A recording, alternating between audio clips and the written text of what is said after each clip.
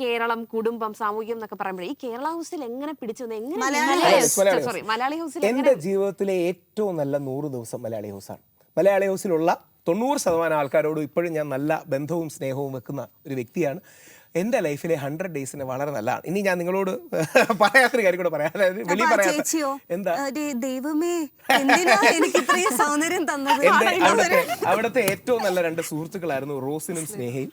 ഞാൻ ലൈഫിൽ ആദ്യമായിട്ടാണ് മൊബൈൽ ഇല്ലാതെ, TV ഇല്ലാതെ, ലാപ്ടോപ്പ് ഇല്ലാതെ, പത്രവായന ഇല്ലാതെ, ഒന്നുമില്ലാതെ വളരെ റിലാക്സ്ഡ് ആയിട്ടൊരു 100 ദിവസം ജീവിച്ചത്. അതുകൊണ്ട് എനിക്ക് വളരെ സന്തോഷം. അത് എന്താ പറയുക, ഒരു ഡീടോക്സിഫിക്കേഷൻ.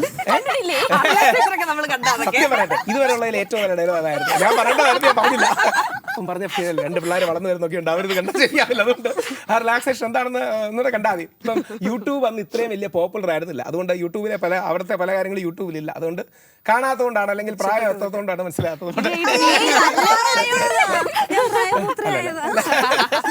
ഇത് കഴിഞ്ഞിട്ട് വീട്ടിൽ വന്നപ്പോഴേ വീട്ടുകാരെന്ത് പറഞ്ഞു? നിനക്ക് പറ്റിയ പണിയല്ലടാന്ന് പറഞ്ഞു. ഞാൻ ആദ്യമേ ഒരു നല്ല ഡിഫൻസ് ഉണ്ടാക്കി വെച്ചിരുന്നു. ഞാൻ വെളിയിറങ്ങിയപ്പോ എന്തെങ്കിലും പറയണമല്ലോ, ഞാൻ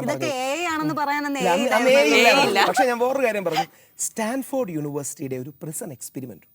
അതിൽ നമ്മൾ പ്രതീക്ഷിക്കാത്ത സാഹചര്യങ്ങളിൽ തെല്ലുമ്പോൾ നമ്മളിൽ നിന്നുള്ള റിയാക്ഷൻസ് എങ്ങനെയാണ് എന്നറിയാൻ എന്നൊക്കെ പറഞ്ഞ് ഞാൻ എൻ്റെ അമ്മയും വൈഫിനെ അല്ല അങ്ങനെയൊക്കെ വേണം പറയാമല്ലോ. ഇനി ഇങ്ങനെ ഒരു റിയാലിറ്റി ഷോയിലേക്ക് വിളിച്ചാൽ 101% ഇനിയും വിളിച്ചാലും ഞാൻ പോവും. ഇപ്പം പിന്നെ പിള്ളേരൊക്കെ ഉള്ളതുകൊണ്ട് ഇത്രയും ദിവസം മാറി നിൽക്കുന്നതിനൊരു വിഷമമുണ്ട്. പക്ഷേ 101% ഇതൊരു ലൈഫ് ടൈം എക്സ്പീരിയൻസ് ആണ്. നിങ്ങൾക്കൊക്കെ അവസരം കിട്ടുകയാണെങ്കിൽ, അല്ലെങ്കിൽ ഇത് കേട്ടുകൊണ്ടിരിക്കുന്ന ആൾക്കാർക്ക് ബിഗ് ബോസ്, അല്ലെങ്കിൽ മലയാളി ഹൗസ് ചെയ്യുന്ന ബിഗ് ബോസ് ചെയ്യുന്നത്, പേര് മാറിയേ ഉള്ളൂ, ബിഗ് ബോസ് പോലുള്ള സ്ഥലങ്ങളിൽ പോകണം. നമ്മളെ അറിയാത്തൊരു നമ്മുടെ ഉള്ളിലുണ്ട്, അത് നമ്മൾ തിരിച്ചറിയും.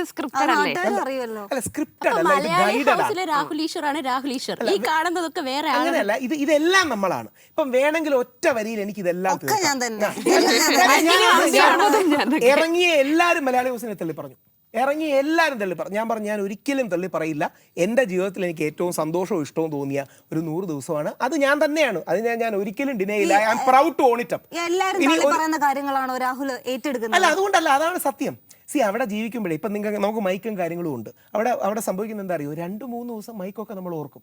പിന്നെ ഇത് തന്നെ ഓർത്തുകൊണ്ടിരിക്കാൻ പറ്റുമല്ലോ. 33 ക്യാമറാസ് എന്തോ ഉണ്ടായിരുന്നു. അപ്പോൾ ആദ്യ ദിവസങ്ങളിലൊക്കെ നമ്മൾ ക്യാമറയുടെ ഫ്രണ്ട് ചിലപ്പോൾ ചിരിച്ച് പോസിറ്റീവായിട്ടൊക്കെ പോകും. പക്ഷെ കുറച്ച് കഴിയുമ്പോൾ നമ്മൾ ഇതൊക്കെ മറക്കും. അപ്പം പിന്നെ അവിടെ ജീവിക്കാനല്ലേ പറ്റൂ. അതുകൊണ്ട് എനിക്ക് 100% ഇനിയൊരു മലയാളി ഹൗസ് വന്നാലും ഞാൻ പോകും, അല്ലെങ്കിൽ ബിഗ് ബോസ് വന്നാലും ഞാൻ പോകും. വേണമെങ്കിൽ ഒറ്റ വരിയിൽ ഇതെല്ലാം തീർക്കാം. എന്നോട് പല ആൾക്കാരും പറഞ്ഞു, വളരെ സീരിയസ് ആയിട്ടുള്ള എൻ്റെ ഫാമിലി മെമ്പേഴ്സ് വരെ പറഞ്ഞു, നീ ഇറങ്ങിയിട്ട് ഉടനെ മലയാളി ഹൗസ് സ്ക്രിപ്റ്റഡ് ആണ്, ചില കാര്യങ്ങൾ അങ്ങനെ ചെയ്യേണ്ടി വന്നു, എന്നോട് ക്ഷമിക്കണം എന്ന് ഞാൻ പറയില്ല.